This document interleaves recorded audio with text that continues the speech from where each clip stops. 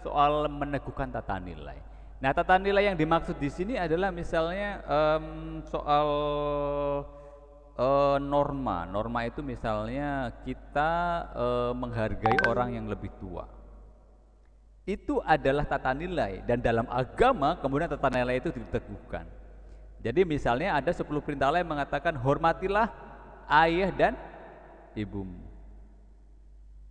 Ya, jadi tidak ada agama satupun yang mengajarkan untuk membenci orang tua kita, untuk tidak suka terhadap orang tua kita, tapi lebih kepada kita meletakkan orang tua kita sebagai sosok figur yang harus kita hormati, kita teladani, kita contoh.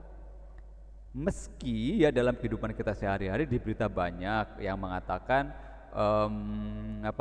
orang tua misalkan membuang anaknya, orang tua kemudian mencekoki anaknya dengan minuman keras misalnya, ada juga orang tua yang, nah itu adalah bentuk-bentuk dalam budaya kita disebut penyimpangan. Penyimpangan itu berarti perilaku yang tidak seharusnya dilakukan dalam tradisi tertentu atau dalam budaya tertentu.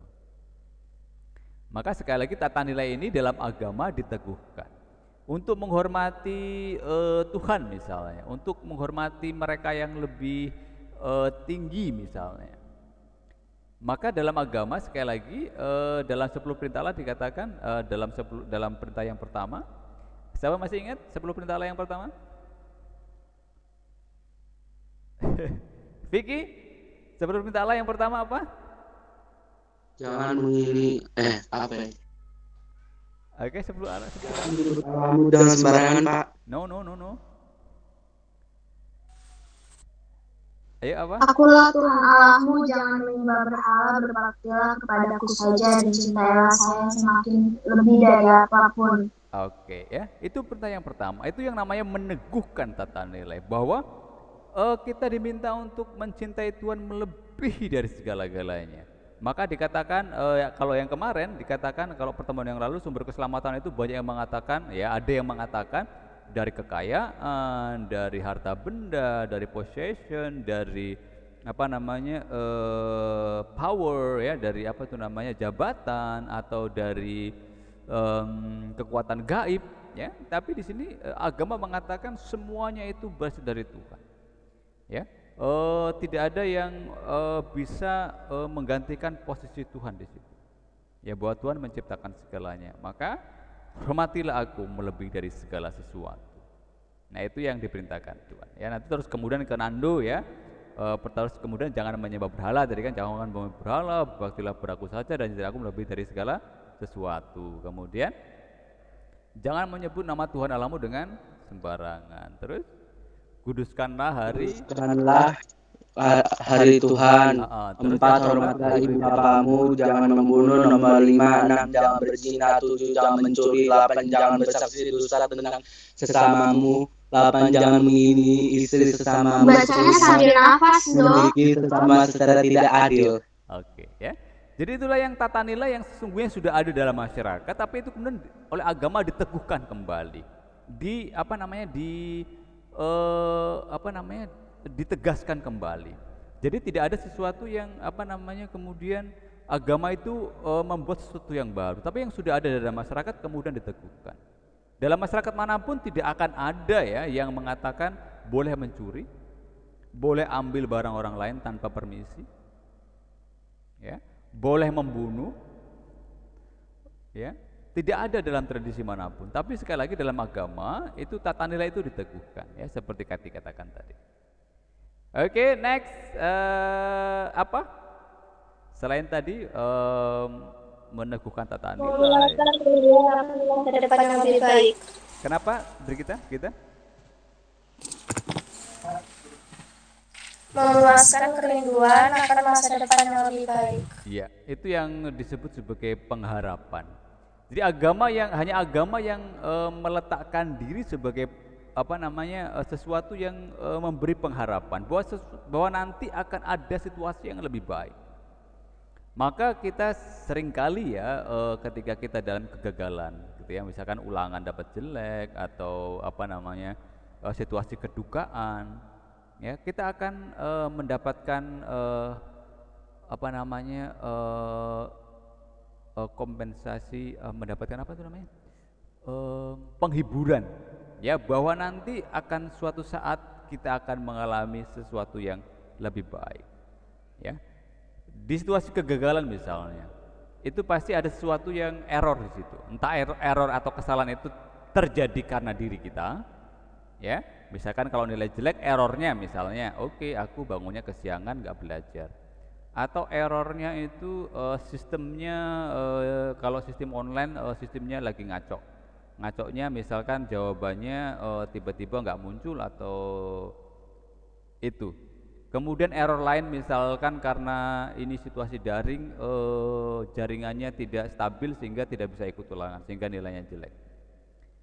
Nah itu kalau kita bicara soal harapan yang lebih baik ya, maka disinilah yang kemudian letaknya.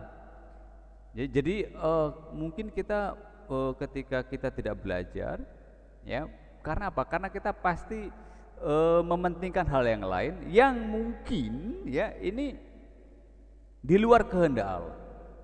Ya, misalnya nih seharusnya belajar, gampang main game aja. Ya. Sesungguhnya Tuhan melalui apa yang namanya suara hati itu pasti selalu mengingatkan kita atau orang-orang di sekitar kita. Ya, maka menjadi koreksi bagi kita bahwa ke depannya ya, kalau kita sudah tahu nih, karena kita tidak peduli atau ignorant atau mengabaikan sehingga nilai kita jelek. Nah, itu menjadi kesalahan kita sebetulnya. Kemudian harapan yang lebih baik, kemudian soal kadang-kadang kan kita nih kalau hujan ya, nggak hujan kita kemudian berdoa, Tuhan segera kirimkanlah hujan, semoga bumi ini basah, kemudian tanaman-tanaman tumbuh hijau, udara kelihatan segar ya, kita tidak kekurangan air. Itulah yang harapan yang lebih baik itu kalau kita letakkan kepada Tuhan, bahwa Tuhan memberikan pengharapan kepada kita. Kalau orang sudah kehilangan harapan, maka orang akan cepat yang namanya putus asa. Ya, putus asa ini misalnya nilai saya jelek atau saya kehilangan orang tua saya yang saya cintai, lebih baik saya mengakhiri hidup. Ya, ada satu kisah mungkin sekitar 1 bulan yang lalu, ini sepertinya di NTT. Orang di berita ya ini ya, saya baca dia ada permasalahan keluarga ya dengan istrinya. Kemudian dia akhirnya memutuskan untuk mengakhiri hidupnya dengan menggantungkan diri ya,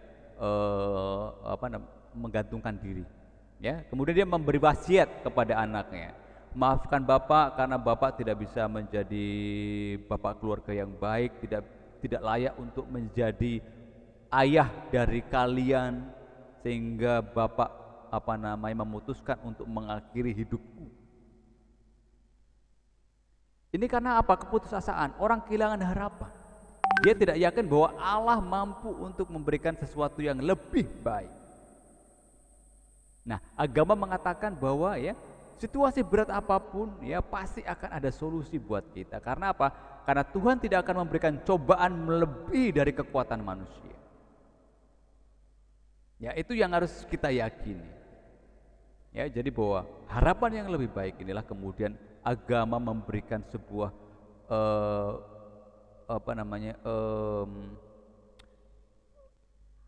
memberikan sebuah jawaban ya terhadap kegelisahan kita, terhadap kecemasan kita, bahwa nanti kedepannya akan menjadi lebih baik.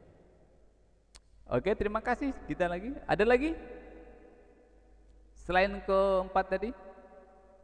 Menemukan jawaban, mencari perlindungan, meneguhkan tata nilai, kemudian harapan yang lebih baik. Terus apa lagi?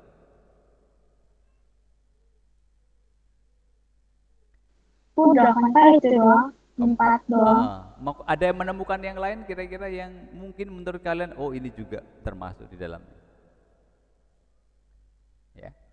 Jadi kemudian yang terjadi kan kita bahas kemarin, kita membahas soal agama-agama ya kan, tempat-tempat ibadah ya kan, ada 6 ibadah di sana ya kan. Saya mintakan untuk mengamati, melihat, kemudian membuat pertanyaan. Kira-kira pertanyaan kalian yang paling sulit kalian buat apa? Ada nggak di antara keempat ini yang membuat Ini kayaknya pertanyaan aku nggak bisa jawab deh.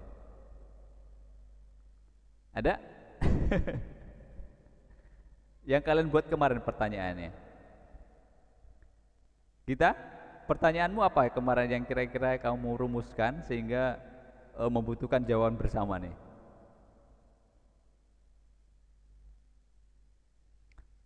Ada? Nah kalau nggak ada nih saya tanya nih berhubungan dengan kamar kemarin. Kemarin adakah tempat ibadah umat beragama Konghucu? Ada?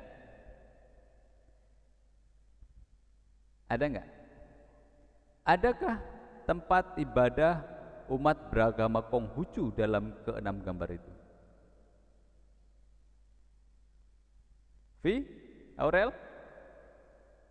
Kathy? Nando? Brigita? Ada? Kayaknya sih ada. Oke, iya, jelas ada dong kan. Nah, memang sengaja saya buat pasti ada.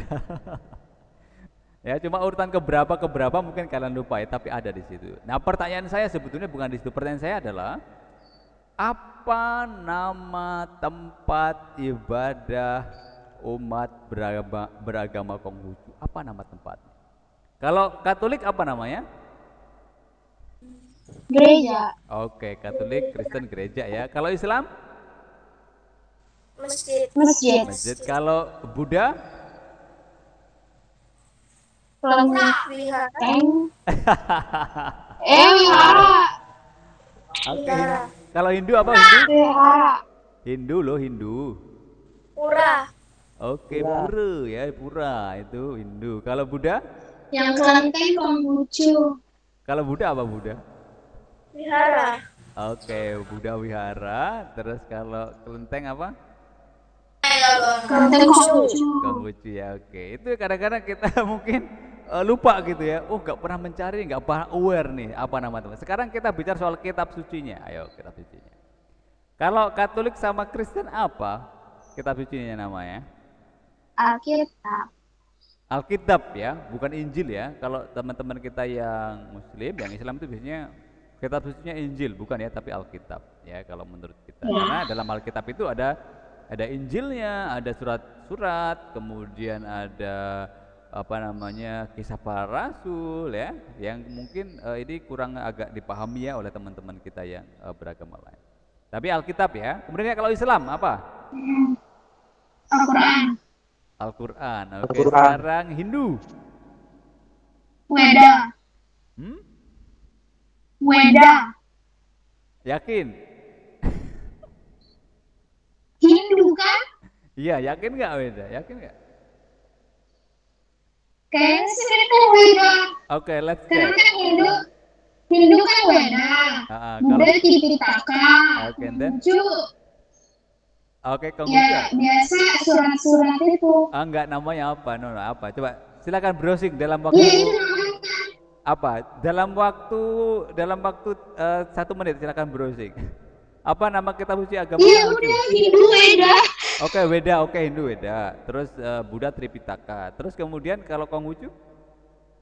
Konghucu itu yang apa ya? Oke, Kitab silakan. sucinya namanya belum jelas. Oke, browsing Tapi juga, biasa dari surat-surat. No, browsing juga, browsing. Suratnya berasal dari Yao Coba atau dikatakan sejak bacanya susah Pak. Bapak kan tahu nama-nama orang Konghucu itu susah. Oke, sekarang namanya coba browsing sehingga menemukan namanya. The Five Books of Old Testament. Wujing Five Classics. Apa? Wujing Five Classics. Coba Ada 5. dalam bahasa Indonesia coba. Kitab apa namanya? Kitab Sanjak, kitab dokumentasi sejarah suci. Yijing, kitab kesusilaan. Itu kan Chungkijung. itu bagian-bagiannya ya toh. Tapi kalau secara keseluruhan apa tuh? Ada 2. Kitab Fu apa?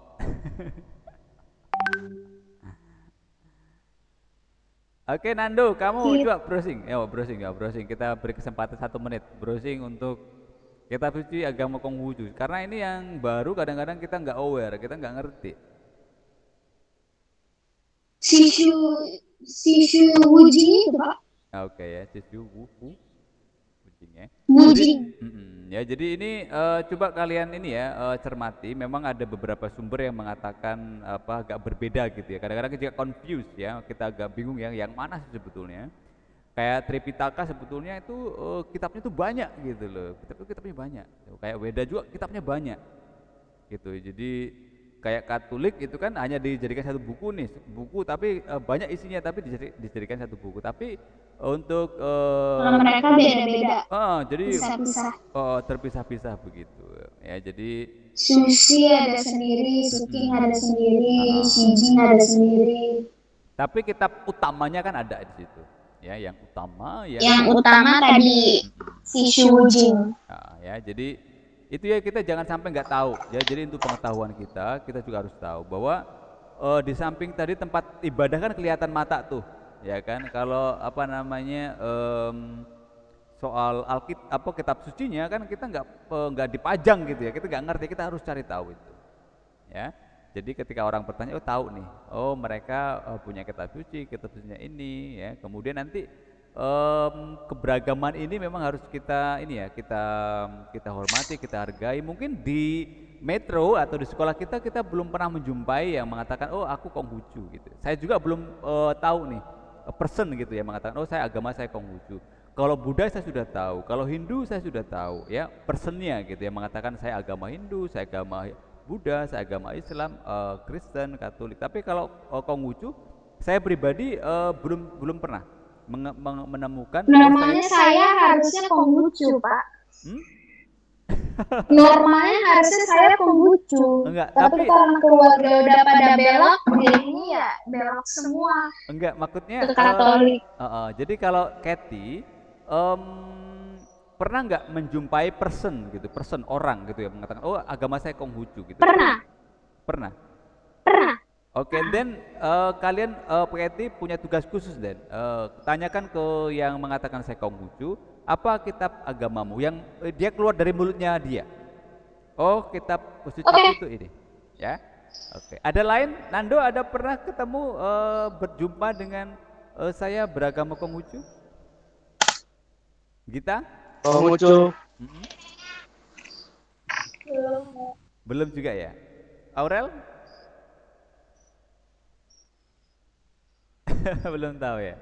Okay. Soalnya kalau ditanya begitu pasti mereka jawabnya panjang, Pak. Karena kan beda-beda bukunya, Pak. Maksudnya kalau dia beragama Konghucu paling tidak kan dia tahu ya, maksudnya oh ini loh yang sering kami baca sebagai kitab suci gitu ya. Paling enggak kalau kita kan yang Kristen Katolik tahu nih, oh kalau kitab suci kita baca Alkitab. Nah gitu loh. Kalau dia kalau misalnya nih saya sering bertanya sih kepada teman-teman anak-anak yang beragama tertentu ya, misalkan agama Hindu gitu. Sudah pernah lihat kitab sucimu? Sudah pernah membaca? Nah, itu kadang-kadang nanti memiliki jawaban yang berbeda. Dalam artian misalnya, oh kalau ini yang membaca ini khusus untuk memimpin agamanya saja, kita nggak boleh membaca, kita hanya mendengarkan. Itu ada juga yang demikian. Jadi nanti misalnya Kathy ya tahu personnya, silakan nanti next week kita mau sharing pengalaman Kathy untuk silakan tanyakan yang perlu ditanyakan berkaitan dengan agama Konghucu. Ya. Saya harus siapin kertas karena pasti jawabannya panjang. You no need, no. Karena saya udah tahu. Karena mereka itu kan mereka nggak punya main book tau Pak. Mereka nggak ada buku utamanya. Tapi kalau buku yang sering disebut ada. Oke, then. Yang sering disebut ya yang tadi itu Sishu Wujing. Mereka kan ada sendiri setiap peristiwa. Oke, jadi nanti better you ask them first, then you will explain to us ya. Yes. Nanti itu siapa? Misalkan Kathy itu saudara saya, tinggal di mana, usianya sekian gitu ya, supaya kita tahu backgroundnya apa gitu, menjelaskan itu. Ya. Jadi besok tugasnya untuk Kathy itu untuk kita semua supaya bisa in person kita bisa belajar juga.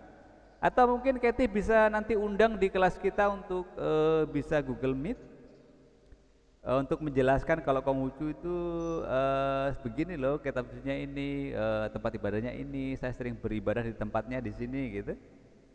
If it is possible, I can try. Okay, just try and I then can try. and then Orangnya soalnya sibuk kan, Pak. Oke, then kalau enggak, maksudnya kalau bisa nanti silakan bisa hubungkan dengan saya. Nanti saya bisa komunikasi, saya minta tolong untuk bisa menjelaskan ke kita tentang agama Konghucu begitu. Is it okay? Yes. Oke ya. Jadi nanti Yes, I can try. Oke. Supaya nanti agak lebih menarik ya pembelajaran kita ya, bisa kedatangan tamu juga nanti kenalannya Kathy yang bisa kita undang ke sini ya untuk menjelaskan soal tema beragama. Ya, intinya teman-teman, jadi beragama selain alasan-alasan tadi, semua agama itu baik adanya. Ya, semua agama baik, tapi yang paling baik itu yang kita pilih. Ya, yang paling baik yang kita pilih. Maka yang paling baik ini kita pilih. Tapi jangan pernah mengatakan agamaku paling baik. Ya, katakanlah dengan perbuatan. Ya, katakanlah dengan perbuatan. Karena kalau kamu mengatakan agamaku paling baik, agamamu cuma baik, itu nanti akan menimbulkan persoalan. Ya, akan menimbulkan perdebatan. Ya, what is the best is what I choose. Kenapa ini saya pilih? Karena ini terbaik buat saya. Ya, kemudian kamu nggak perlu menunjukkan agamamu itu salah, agamamu jelek, agamamu itu. Tunjukkanlah dengan mengatakan itu lewat tindakan-tindakan. Kamu mengatakan agamamu baik, agamamu paling baik, kalau lewat perbuatan itu tidak kamu tunjukkan. Kamu masih misalkan sering mengumpat orang lain, masih menaruh dendam terhadap orang lain, masih mau untuk mengambil hak orang lain, itu kamu nggak bisa mengatakan agamamu paling baik, nggak bisa. Karena apa? Karena kamu tidak bisa menunjukkan ya kebaikan itu. Jelas ya soal ini. Jadi kita sebagai beragama itu harus militan. Militan itu artinya we recognize that agamaku itu paling baik. Saya mengenali bahwa agamaku itu paling baik. Karena apa? Karena mengajarkan ini. Dan inilah yang saya lakukan. Ya. Inilah yang saya lakukan. Maka mengatakan semua agama baik itu benar, semua agama baik. Tapi yang paling baik adalah yang kita pilih. Dan kita tidak bisa mengatakan agamamu itu salah, agamamu itu tidak benar, agamamu itu melenceng, agamamu tidak. Karena semua agama itu adalah baik adanya, mengajarkan orang untuk menuju ke asal hidup mereka. Asalnya dari Tuhan akan kembali kepada Tuhan. Agama itu hanya menyediakan jalan-jalan. Dulu kalau kamu ya beragama Katolik, beragama Kristen ya, untuk mengungkapkan rasa syukurmu ya setiap minggu kamu harus pergi ke gereja. Ada 10 perintah Allah yang harus kamu taati. Harus menghormati Tuhan Allahmu, ya menaruh hormat kepada mereka, kepada Tuhanmu. Kemudian kamu diminta untuk mencintai orang tuamu, tidak boleh mencuri, tidak boleh membunuh, tidak boleh untuk memiliki harta mencuri milik orang lain. Itu sebuah jalan yang memang harus kita lakukan. Tapi kalau kita mengatakan agamaku paling baik tapi tindakan kita ya itu masih memusuhi orang lain ya, masih menaruh dendam terhadap orang lain, kemudian masih berbuat tidak adil, mengambil hak orang lain, itu kemudian jadi pertanyaan. Apa yang mendasari orang beragama then? Ya, tata nilai yang sudah terbentuk yang kemudian diteguhkan oleh agama menjadi tidak berguna. Nah, nanti ini akan menjadi tema kita berikutnya soal beriman. Ya. Jadi dalam agama, dalam KTP kita tidak dikatakan apa sih imanmu. Tapi yang ditanyakan itu apa agamamu, karena itu yang kelihatan. Ya, iman itu what is within, apa yang ada di dalamnya. Ya, nanti pertemuan berikutnya kita akan bicara soal ini, soal beriman sebagai tanggapan. Jadi apa sih nanti bedanya? Di pelajaran ini juga saya jelaskan tuh apa bedanya beriman dan beragama. Ada masih ingat apa bedanya? Dalam video ini kayaknya, dalam video beragama saya jelaskan itu. Apa bedanya beriman dan beragama?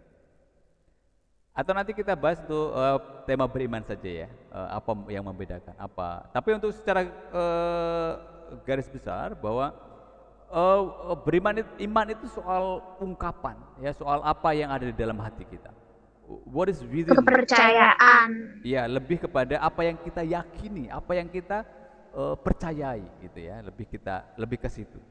Jadi lebih what is within, apa yang ada di dalam.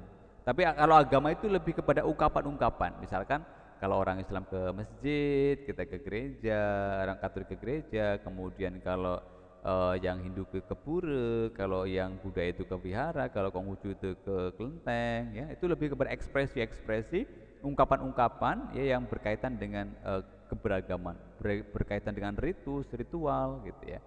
Tapi kalau iman itu berkaitan what you believe on, apa yang kamu percayai. Ya, maka nanti kalau dalam tradisi Kristiani, kalau saya tanya, apa yang kamu imani? Apa yang kamu imani? Kathy, what is your belief? Apa yang kamu imani? Apa yang kamu percayai? Apa? Hah? Sebagai orang Katolik, apa yang kamu imani? Atau Brigita nih, apa yang kamu imani? Apa yang kamu percayai? Dalam bidang apa dulu nih? Faith, iman. Ini saya berkata soal iman nih. Apa yang kamu imani sebagai orang Katolik? Ya. Tuhan Yesus. Oke. Nah. Oke, nanti ini sebetulnya ke tema berikutnya di pelajaran keempat sebetulnya beriman Kristen. Tapi ini sebagai pembuka saja untuk brainstorming aja. Jadi what we believe is what is in doa aku percaya. Ya. Hafal doa aku percaya? Aku percaya karena Bapa yang Maha Kuasa, Pencipta langit dan bumi, dan akan Yesus Kristus, Tuhan kita, yang dikandung dari Roh Kudus, dilahirkan oleh perawan Maria, naik ke surga, bertemu bersama Bapa yang Maha Kuasa. Dan? Lanjut dong, kenapa orang berhenti dia juga berhenti? Ya gini kalau kamu ada kaitan. Oke, silakan nanti itu dilihat kembali ya. Jangan lupa silakan dilihat kembali bahwa inti iman kita sebagai orang Katolik ya. Apa yang kamu imani? I believe in God, the Father Almighty, Creator heaven and earth, and Jesus Christ is only Son, begotten Son, ya, yang dilahirkan dari perawan Maria, yang menderita sengsara dalam penderitaan Pontius Pilatus, yang disalibkan, yang wafat, yang bangkit, yang dibangkitkan pada hari ketiga, yang turun turun ke alam orang mati, kemudian akan bangkit pada hari ketiga, kemudian datang untuk menghakimi orang yang sudah mati.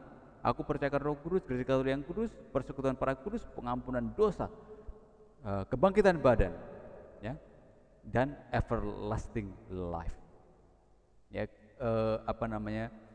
keabadian hidup kita. Bahwa kita manusia itu setelah mati itu masih akan dibangkitkan jiwa dan raga kita pada the last judgment. Jadi itu yang menjadi inti atau iman Kristiani kita.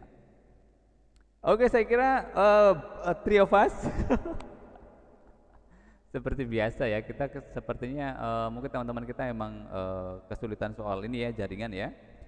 Jadi saya kira itu ya yang menjadi penegasan dari pembelajaran kita. Saya minta untuk Nando dan Kathy untuk mengingatkan teman-teman yang lain ya. Kan baru 6 orang nih yang mengumpulkan tugas pembelajaran. Silakan untuk juga diingatkan. Saya sudah ingatkan di grup. Mungkin kalau yang mengingatkan kalian akan ini cepat nih mereka, teman-teman kalian. Oke, setelah 30 menit lebih ya pertemuan kita di Google Meet ini, semoga sekali lagi ini menjadi pembelajaran kita, penegasan kita sebagai insan atau makhluk beragama di Indonesia. Semoga kita ya lewat doa-doa yang kalian buat luar biasa, semoga sungguh kerukunan di Indonesia ini menjadi ciri khas kita sebagai bangsa yang berbineka tunggal ika, yang beragam agama tapi tetap kita saling menghormati, menaruh toleransi ya, bertenggang rasa ya. Kita bisa bayangkan kalau kita mentreat orang tidak baik, anggaplah itu kita. Kalau kita ditreat tidak baik, ketika kita diperlakukan tidak baik, maka sama saja kita memperlakukan diri kita tidak baik. Itu yang harus juga kita laksanakan, kita tunjukkan ya di kehidupan kita, bertetangga, bersosialisasi, bersahabat dengan teman-teman kita. Oke, that's all untuk hari ini. Terima kasih untuk yang bisa hadir di Google Meet. Ya, nanti ini akan saya record, saya publikasikan di YouTube supaya untuk teman-teman yang lain yang tidak bisa mengikuti pembelajaran kita lewat Google Meet juga bisa tahu. Ya, seperti biasa nanti akan saya share juga di grup kelas. Oke, selamat untuk mempersiapkan hari kemerdekaan untuk besok. Ya, yang ikut lomba-lomba silakan ikut lomba-lomba yang diselenggarakan oleh. Kenapa? PPKM. PPKM ya, kan ada lomba ini, lomba-lomba kayak menyanyikan lagu Indonesia Raya mungkin ya, terus lomba apa yang sifatnya virtual ada? Pak, Ada itu sih ada SMP ketemu kita, Pak. lomba Pak, lomba bahasa Inggris Pak, sama IPA, matematika, Mau Ikut ya? aja, Kat. Ada lombanya? ISSC 2 ada bahasa Inggris, IPA, matematika. Aha. Oke, then you can join it. Kalau membutuhkan bantuan, Kathy silakan. Informasi juga diberikan di share juga boleh, supaya kalau misalkan unit assistance ya, pendampingan juga nanti silakan. Berbayar Pak. It's okay. If it is need financial support ya, nanti akan juga saya sampaikan kepada sekolah ya, kalau itu bisa mewakili sekolah untuk kalian ya, supaya lebih mengekspresikan diri kalian. Oke? Oke, any questions? Ada pertanyaan?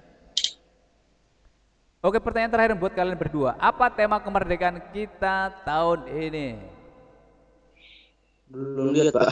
Aduh, tinggal besok. Indonesia tangguh, Indonesia tumbuh. Boleh. Itu ya nanti ya. Kebanyakan ngegambar sih Pak. Oke ya, karena Kan itu, harus ada temanya. iya, karena kan memang itu yang menjadi tema kita, Indonesia mengharapkan untuk kita untuk semua bisa bertumbuh ya, menjadi, artinya bertumbuh itu semakin growing ya, semakin lebih baik, apalagi dalam suasana pandemi. Semakin tangguh, semakin bertumbuh. Ya, karena itu intinya ke bertumbuh itu ya. Kalau tangguh itu berarti kita lebih ke tahan uji gitu ya. Jadi di situasi yang sulit kita tetap bisa bertahan dan menjadi lebih baik dengan bertumbuh tadi. Oke, terima kasih untuk Kathy dan Nando yang sampai akhir pembelajaran kita. Silakan untuk dilanjutkan untuk mempersiapkan pelajaran-pelajaran berikutnya. Besok kita ada Hari Raya Kemerdekaan kita. Selamat merayakan ya. Indonesia tangguh, Indonesia tumbuh. Oke ya, sampai ketemu ya besok seharusnya, tapi besok karena kita tidak KBM, jadi sampai ketemu next week. Saya mengingatkan untuk TIK juga silakan untuk ya, yang belum nanti juga saya publikasikan di WhatsApp group dan di GCR. Oke, terima kasih, God bless ya, sampai ketemu di next week.